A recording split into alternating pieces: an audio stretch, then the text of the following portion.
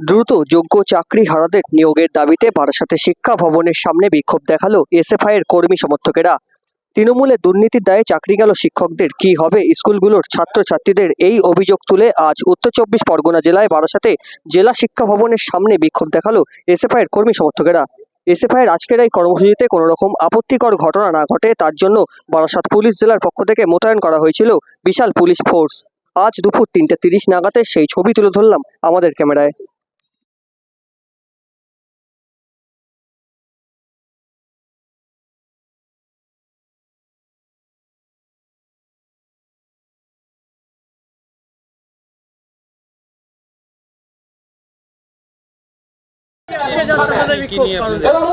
সবাই জানেন 26,000 রাজ্যের শিক্ষকের চাকরি চলে গেল তৃণমূলের চুরির দায়।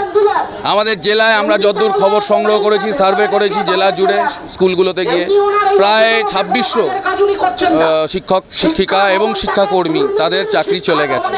স্কুলগুলোতে অচলাবস্থা তৈরি হয়েছে।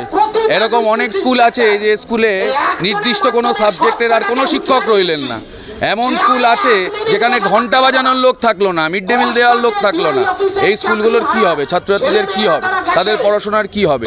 আর এই তৃণমূলের দুর্নীতির আর কত বলি আমাদের রাজ্যের ছেলেমেয়েরা হবে, তার বিরুদ্ধে আমরা জবাব চাইতে এসেছি।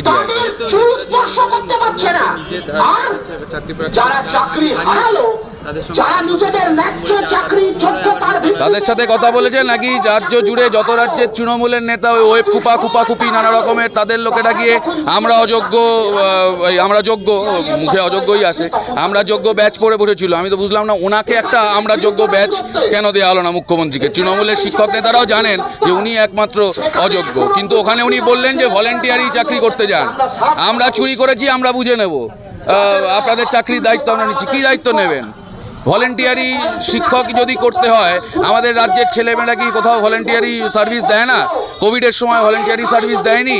যদি ছেলেমেয়েদের বলা হতো যে এই অসুবিধাটা হয়েছে, যাও স্কুলে গিয়ে কদিন ক্লাস নাও, এসএফআই ছেলেরাও ভলেন্টিয়ারি সেই কাজ করতে পারতো। কিন্তু তার জন্য কি কেউ পরীক্ষা দিয়ে চাকরি পেয়েছে?